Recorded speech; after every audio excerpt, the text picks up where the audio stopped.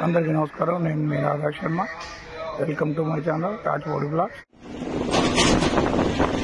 Hi hello, అందరికీ నమస్కారం. ఇప్పుడే పిఠాపురం కార్యక్రమం అయిపోయింది. మేము ఆటోలో బయలుదేరాము. ద్రాక్షారామం వెళ్తున్నాము.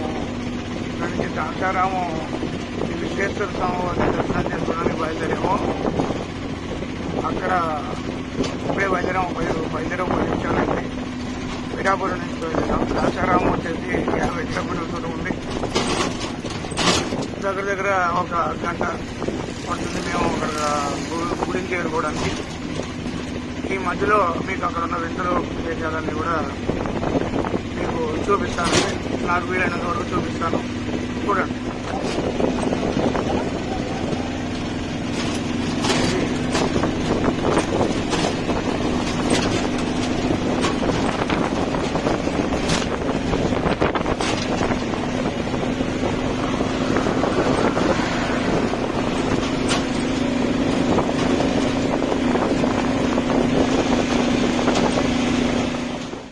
ఇప్పుడే మేము ద్రాక్షారామం గుడికి వచ్చామండి. ఇదంతా ద్రాక్షారామం ఆక వెనక కనిపిస్తుందంతా కూడా ద్రాక్షారామం గుడి యొక్క వెనక భాగం. ఈ వెనక భాగం అంతా కూడా ఇదంతా పార్కింగ్లో ఉందండి. ఇక్కడంతా పార్కింగ్ ఉంది. ఇదంతా పార్కింగ్ అన్నమాట. ఇది కనిపిస్తుంది గుడి యొక్క వెనక భాగం. ఇప్పుడు ఈ వెనక భాగంలోంచి మేము గుడిలోకి ప్రవేశిస్తున్నాం. గుడిలోకి వెళ్తున్నామండి.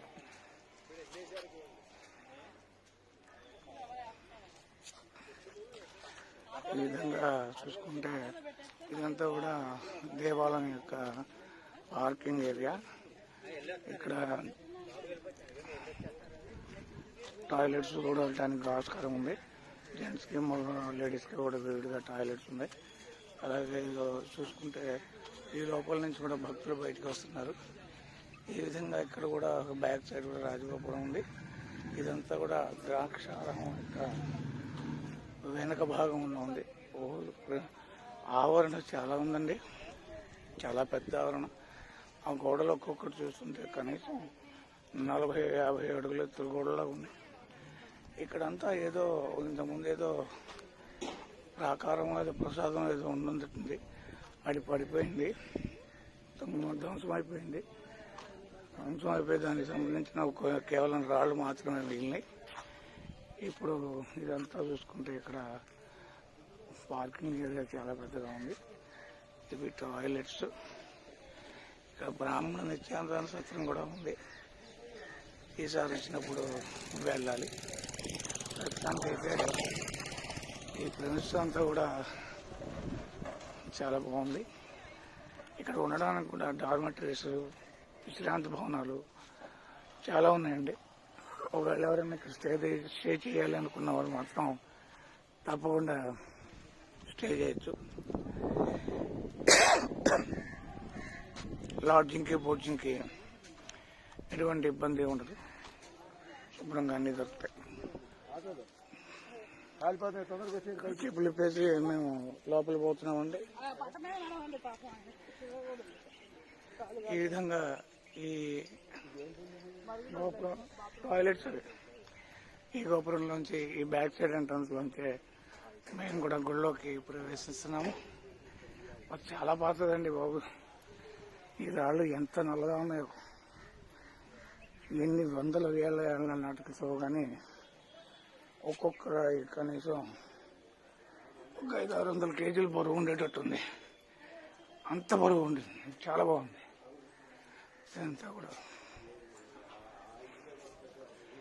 ఈ గోడలు ఇవి చూస్తూ ఉంటే ఏ రాజులు కట్టారో తెలియదు కానీ చాలా బాగా కట్టారు. ఇదంతా కూడా రాజగోపురం రాజగోపురం లోపల ఇదంతా కూడా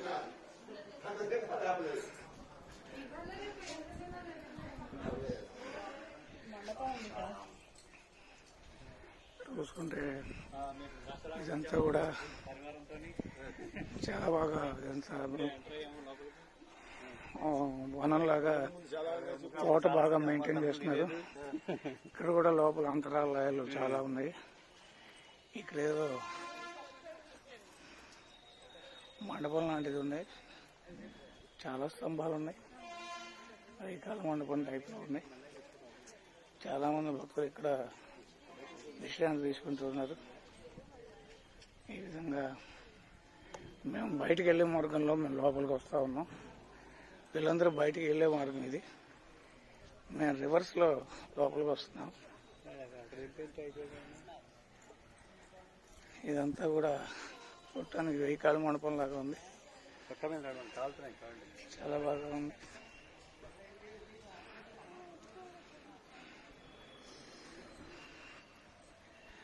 ముందు పోతుంది మా ఆవిడే. ఇక్కడ ఒక రాజగోపురం ఉంది. అంటే 4 పక్కల 4 రాజగోపురాలు ఉన్నట్టున్నాయి.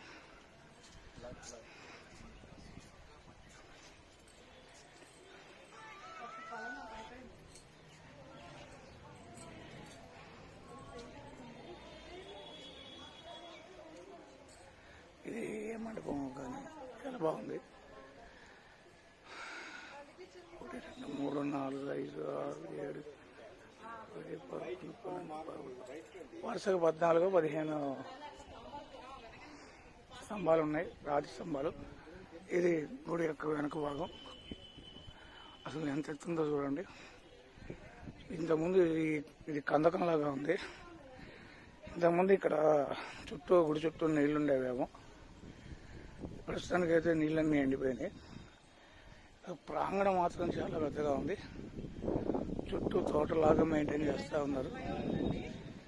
చాలా బాగా ఉంది.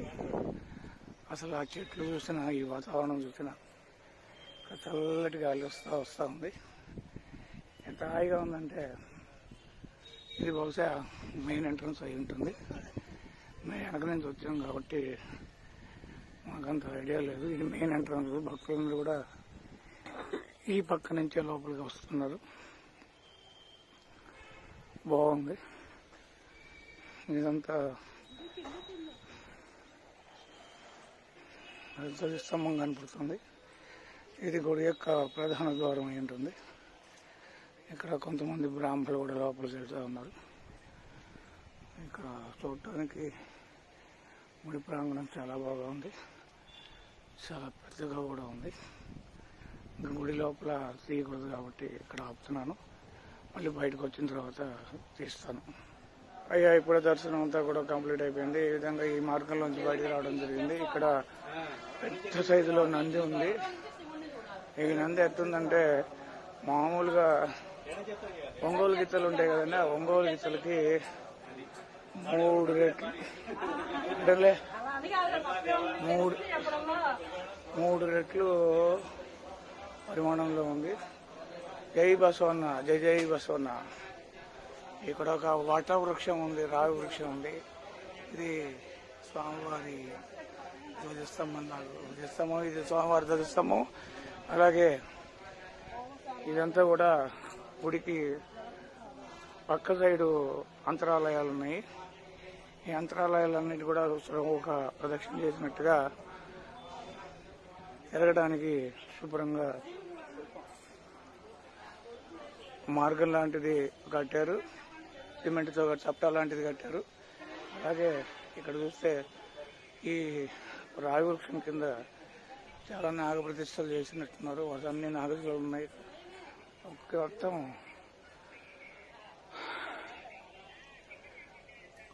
మొత్తం చూసుకుంటే చాలా బాగుంది. గుడి మాత్రం ఎక్సలెంట్గా ఉంది.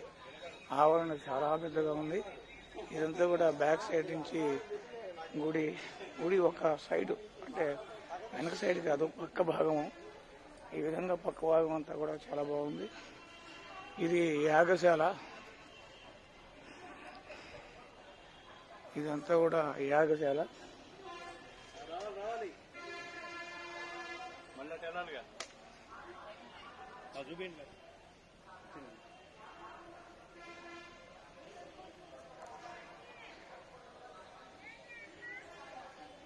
అంటే మొత్తం గుడి చుట్టూ ప్రదక్షిణ చేయటానికి వీలుగా ఈ విధంగా చప్టా లాంటిది కట్టారు.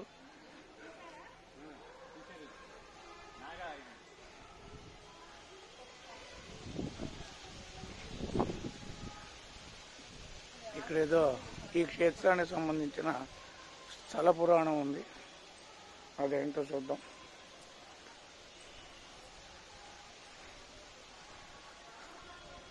శ్రీ అశ్వత్థ శంకర నారాయణ స్వామి వారి స్థల పురాణం. ద్రాక్షారామ శ్రీ భీమేశ్వర ఆలయము తూర్పు భాగంలో శ్రీ శంకరనారాయణ స్వామి వారు వేంచేసి ఉన్నారు. దేవాలయ చరిత్రలో దీని గురించి ఈ విధంగా తెలియజేయబడింది. దక్ష యజ్ఞం ధ్వంసం చేస్తున్న వీరభద్రునితో శ్రీ మహావిష్ణువు యుద్ధము చేసినన్ని ఆ సమయం నందు విష్ణువు యొక్క చక్రాయుధమును వీరభద్రుల వారు మింగివేసినారని, అప్పుడు శ్రీ మహావిష్ణువు పరమేశ్వరుని గూర్చి మండల దీక్ష వహించి నిత్యము జపతపాదులు సహస్ర కమలములతో పరమేశ్వరుని అర్చించుండగా పరమేశ్వరుడు విష్ణువును పరీక్షించ 40వ రోజున సహస్ర కమలము నుండి 2 కమలములు తప్పించగా శ్రీ మహావిష్ణువు తన నేత్ర కమలములతో దర్శించి తన చక్రాయుధాన్ని పొందినారని ప్రశస్తి. ఆనాటి నుంచి ఎవరైతే మండల దీక్ష వహించి పరమేశ్వరుని ఎవరైతే అర్చిస్తారో వారి కోరికలు తప్పకుండా నెరవేరుతాయని, అందువల్ల దీనికి కోరికలు తీర్చు చెట్టు అంటూ భక్తులు వేణోళ్ళ కీర్తిస్తూ ఉంటారు అన్నమాట. అంటే ఈ చెట్టు ఎప్పటి నుంచి ఉందో తెలియదు, కానీ దగ్గర ఈ స్థల పురాణ ప్రకారం ఒక 500-600 ఏళ్ల క్రితం చెట్టులాగా చెప్తున్నారు. ఇక్కడ ఉన్న స్థల పురాణం ప్రకారం కదండి. ఏరి ఈ విధంగా మనం వెళ్తూ ఉంటే ఇక్కడ ఇంకొక ఉపాలయాల్లో భాగంగా ఇక్కడ ఒక ఆలయం ఉంది. ఈ ఆలయం ఎవరిదో ఏంటో చూద్దాం. అష్టభైరవులట. ఎటువంటి ద్రవ్యాలు పోయిరాదు, శివలింగాలను తాకరాదు. ఓహో, ఇక్కడున్న ఈ శివలింగాలన్నీ కూడా అష్టభైరవులట. ఈ అష్టభైరవులు ఎవరు తాకూడదు, ఎవరు ముట్టుకోకూడదు. ఏ ద్రవ్యాలు, పాలు, పెరుగు వంటివి, తేనంటివి ఎవరు కూడా ఈ లింగాల మీద పోయకూడదట.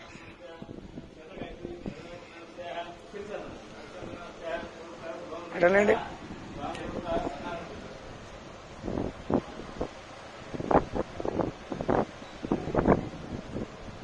జై కాలభైరవ.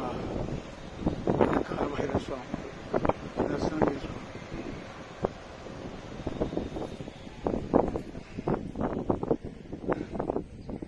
ఈ విధంగా ఆలయ ప్రాంగణం మొత్తం కూడా చాలా ఆహ్లాదకరంగా ఉంది. చల్లటి గాలి వస్తూ చాలా ఆహ్లాదకరంగా ఉంది. ఇదంతా ఆలయం ఒక ఎడం పక్క భాగం అన్నమాట. ఆ విధంగా కాలభైరవ స్వామి దర్శనం చేసుకున్న తర్వాత ఈ విధంగా తిరిగి మళ్ళీ బయటికి వెళ్ళడానికి నడుచుకుంటూ వెళ్తున్నాం. ఈ కాలు కాలకుండా ఈ ఎండాకాలం ఇక్కడ మంచి ఏర్పాటు చేశారు. పట్ట లాంటిది వేశారు, కార్పెట్ లాంటిది వేశారు. ఇది హోమశాలట, హోమగుండం, యాగశాల. ఇక్కడ దేవస్థానానికి సంబంధించిన హోమాలన్నీ చేస్తూ ఉంటారు. అలాగే ఇది భీమేశ్వర జలప్రసాదం. ఇక్కడ దాహమైన వాళ్ళు కూడా బాటిల్తో కానీ వాళ్ళ ఇష్టం గ్లాసులతో కానీ దాహం తీర్చుకోవచ్చు. ఈ విధంగా అయిన తర్వాత ఇక్కడ ఏవో పెళ్ళిళ్ళు చేసుకోవడానికో, ఏమైనా కార్యక్రమాలు చేసుకోవడానికో, వేడుకలు ఏమైనా చేసుకోవడానికి ఆల్సో మండపం లాగా తయారు చేసి పెట్టారు. 2-3 మండపాలు వరుసగా ఉన్నాయి ఇక్కడ.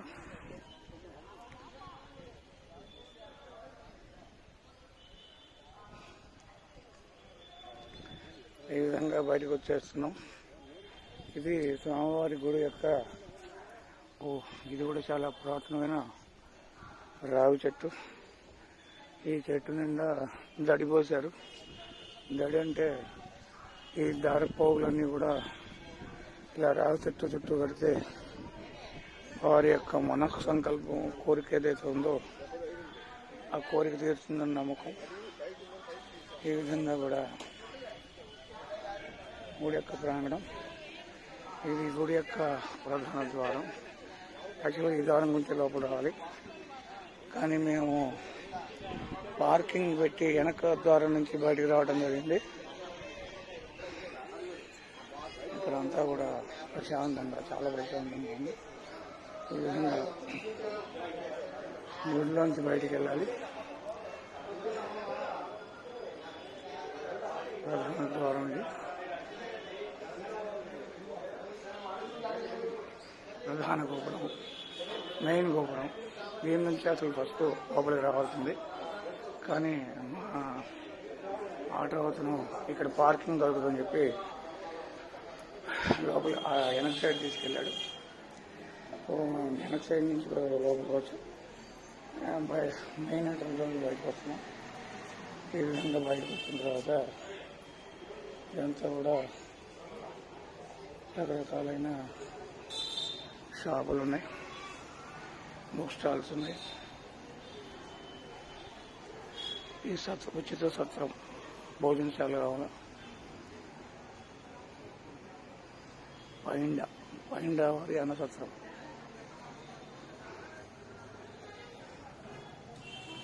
ఇదంతా కూడా మెయిన్ రోడ్డు, గుడి ఎదురుగా ఉన్న మెయిన్ రోడ్డు.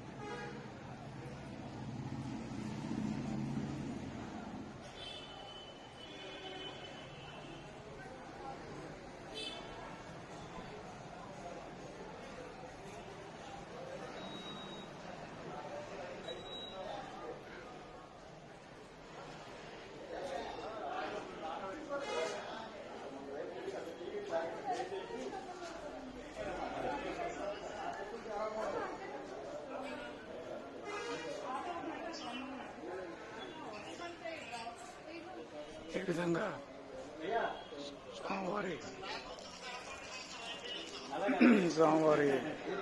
మెయిన్ ఎంట్రన్స్ ఎదురుగా కనిపించేదే గుళ్ళోకి వెళ్ళే ప్రధాన ద్వారం. ఈ గుళ్ళో ఇట్లాంటి ఈ ద్వారం నుంచే మేము వెళ్ళి స్వామివారి దర్శనం చేసుకున్నాము. అలాగే ఇక్కడ 2 తాబేలు పిల్లలు తిరుగుతూ ఉన్నాయి. నక్షత్ర తాబేలు కరెక్ట్. పైన నక్షత్రాలు గుర్తున్నాయి కాబట్టి అది నక్షత్ర తాబేళ్ళే. అవి అక్కడ కూడా ఉన్నాయి, అది అక్కడ ఒకటి ఉంది. అయ్యో చెట్ల కింద, చాలా చెట్ల కింద ఒకటి ఉంది. అయ్యో అక్కడ ఉన్నాయి. అదిగో ఒక్కొక్క చెట్టు కింద ఒక్కొక్కటి ఉంది చూడండి. అదే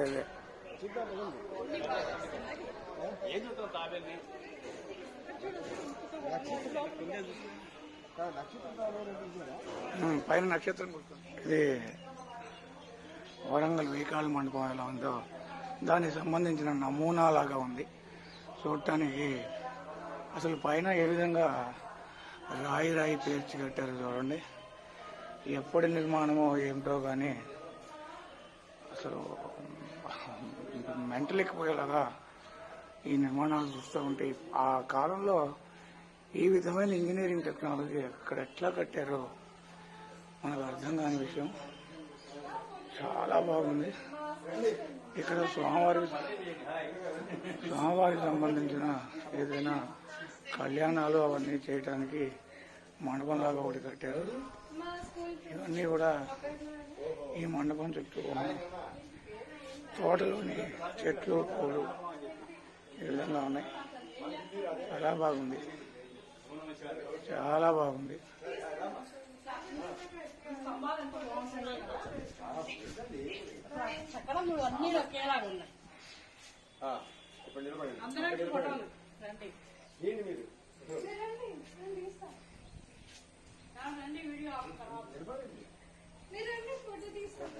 ఇక్కడితో ఈ వ్లాగ్ ముగిస్తున్నానండి. ఈ వీడియో కనుక ఈ ద్రాక్షారాము భీమేశ్వర స్వామి వారి వీడియో కనుక మీకు నచ్చినట్లయితే లైక్ చేయండి, షేర్ చేయండి, సబ్స్క్రైబ్ చేయండి. ఎక్కువ ఉంది చూస్తున్నారు కానీ ఎవరు లైక్ చేయట్లేదు, సబ్స్క్రైబ్ చేయట్లేదు. మన వాళ్ళందరికీ కొంచెం షేర్ చేసి సబ్స్క్రైబ్ చేసుకోండి. ఇటువంటి బ్లాగ్స్ మరింత చేయడానికి నాకు బూస్టప్ చేయండి, ఆసక్తిని పెంచండి. తప్పకుండా ఇంకా మంచి బ్లాగ్స్ చేస్తాను. నన్ను మీరు ప్రోత్సహించండి. ఉంటాను. Signing off. Rachapudi Nagaraju, Rachapudi blogs. Bye.